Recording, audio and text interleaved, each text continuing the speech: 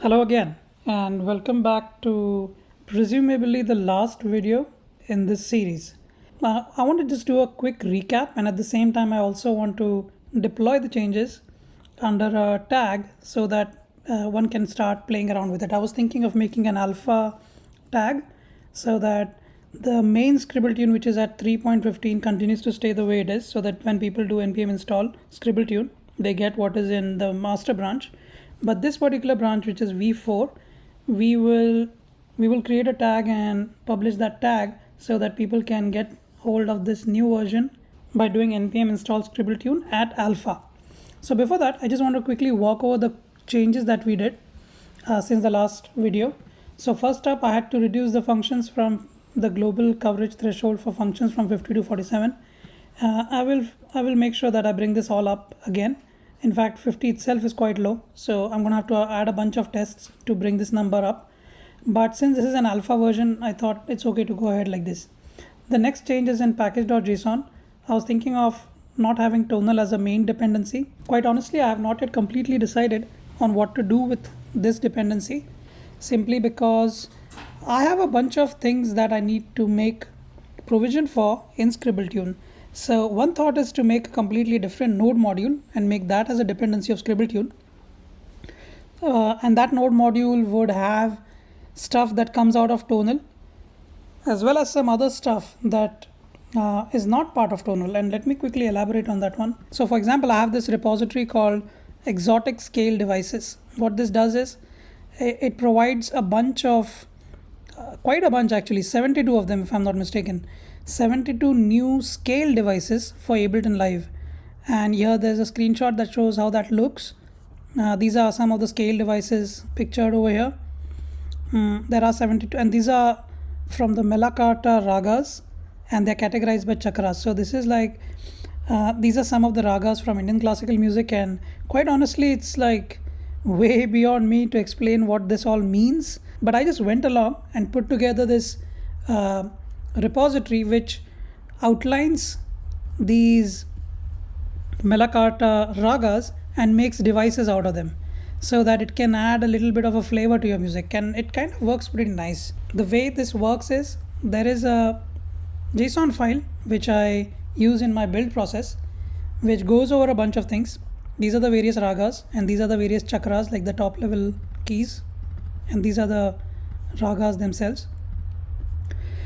So I go over this JSON file and I generate these Ableton Live devices which are just compressed XML files.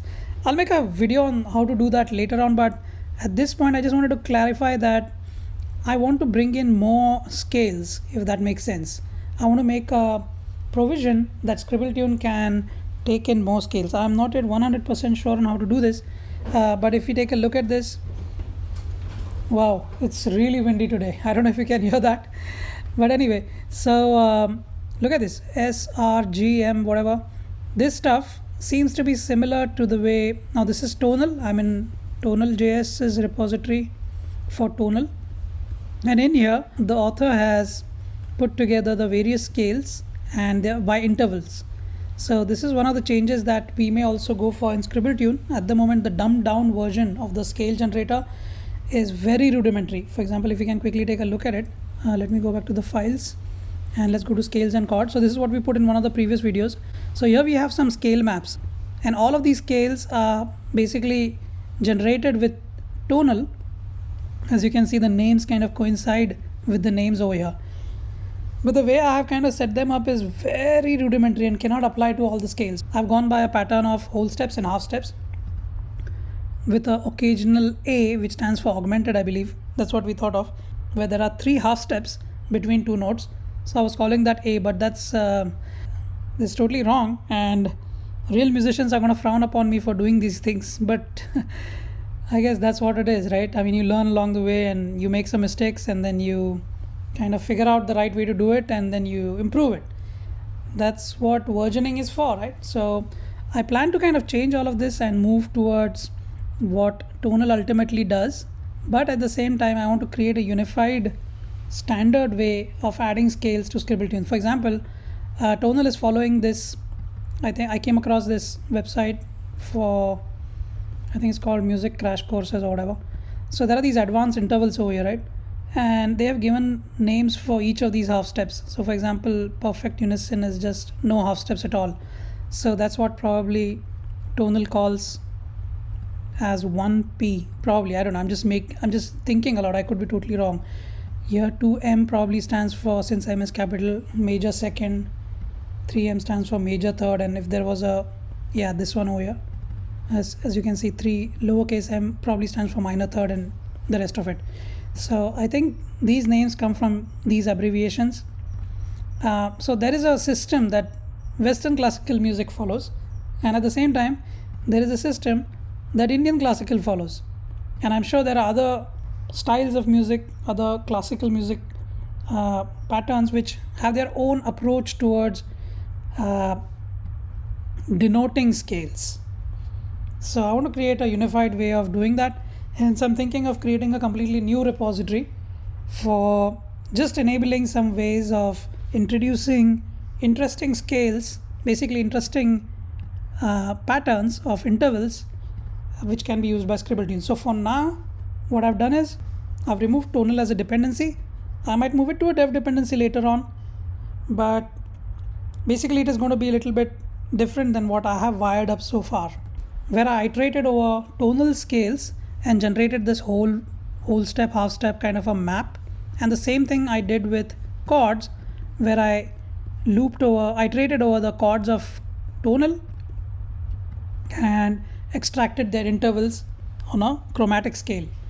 So this is a very rudimentary way, and the reason why we're doing all this nonsense is because we want a very dumbed down JavaScript version of this music theory, if you will, like these scales and these chords. We want to be able to provide those scales and chords in a very dumbed down JavaScript version.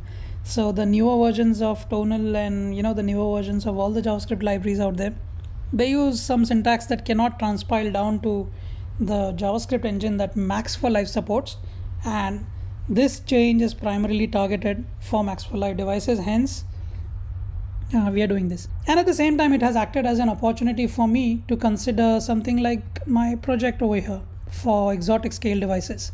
So Melakata is just one of the categories of ragas that we have in Indian classical. There are like presumably, I don't even know what's the number, but there are like, actually let's look at it quickly. So Melakata, right? Melakata. So this is on Wikipedia, and look at this. This is a nice little graphic over here which outlines all those various I don't know what is it called, but Melakata is just one of them, as you can see over, and there are these others as well, and each of them have their own intervals. So this is a nice looking graphic, but it's kind of difficult for me to figure out what is what. But the point is, there are many such fundamental music scales in Carnatic music. I shouldn't just call it Indian classical music. I should iterate that this is Carnatic music, which is South Indian classical music, which is like a branch of its own, and it's really, really deep. I mean, I might take the rest of my life and I may not even scratch at its surface. It's so far off from me. Anyway, there are these bunch of fundamental musical scales in classical music, and not just limited to India but to various other countries, where they will have their own interval patterns and names for those interval patterns. Look at this. So this is like, all these are scales with some minor differences. They have their own colors, if you will. And look at this, let's go over here, list of Janya ragas. So now Janya ragas is completely different than the Melakata stuff that I was looking at, and it has its own set again. Look at this. So tonal does not have any of this, and I'm sure there are other scales like Arabic scales or Chinese or various countries having their own nomenclatures and their own histories for putting together interesting intervals between the frequencies. So I want to be able to kind of provide a way such that Scribbletune can get access to a bunch of this, which is why we are moving away from tonal as a main dependency. Having said that, whatever node module that I'll put together will definitely have tonal as the principal dependency for outlining the Western classical scales and intervals. Okay. Let's move on to the next set of changes. So let's look at, I think that's it, right? I just updated the usage of methods to the v4 version of methods. And let's do one more small change. Let's go to package.json and let's call this 4.0.0 hyphen alpha. Okay, let's leave it at alpha. I don't think I need to do something like alpha dot something, you know what I mean, like this. I don't think I want to do that. I'll leave it at alpha. And let's install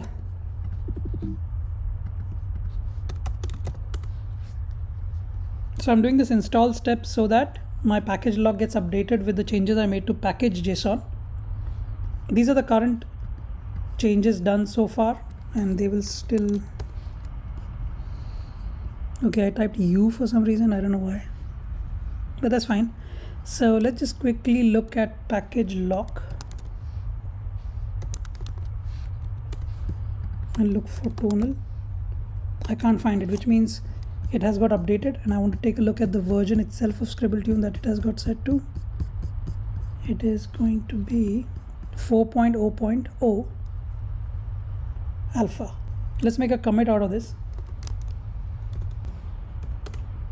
So I've committed this.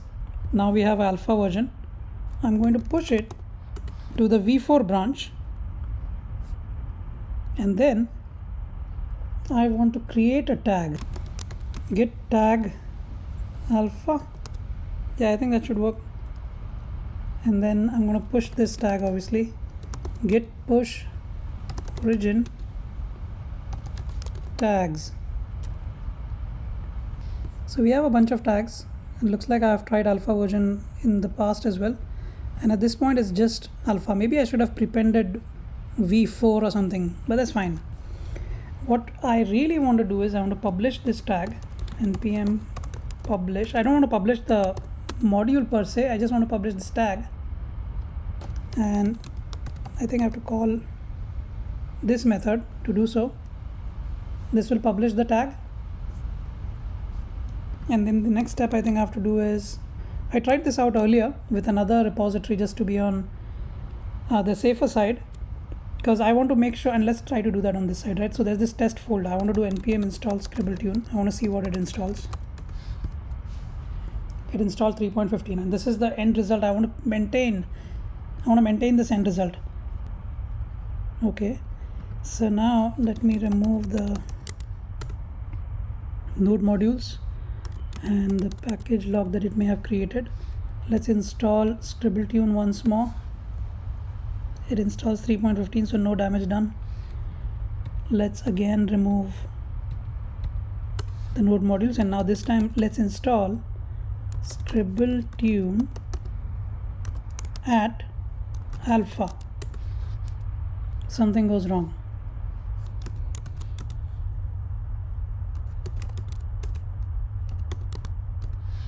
Okay, now let's try Scribbletune at alpha. It should work now.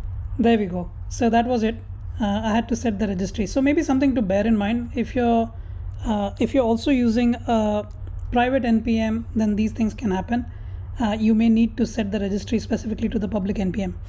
The other thing is, when you're trying to do this dist stuff and you're trying to publish the tags, you want to make sure that you're logged into npm locally. So that's by doing npm add user and then following the steps after that, like, enter your username and the password and the public email and all that.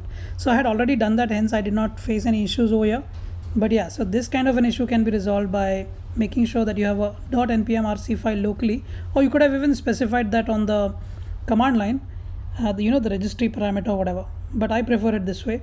I just put the registry, the public registry, inside an npm-rc file, .npm-rc file, in the folder where I'm trying all these things. Once we do npm install Scribbletune at alpha, we get the new changes, and I want to quickly try, though it's not necessary, I want to just do Scribbletune.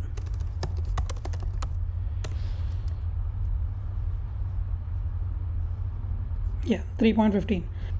So when I do npm install Scribbletune at alpha, I get the v4 version that we kind of put together in these series of videos. So this is the end of this series, and I hope you liked this video log of making the rudimentary changes to move towards v4.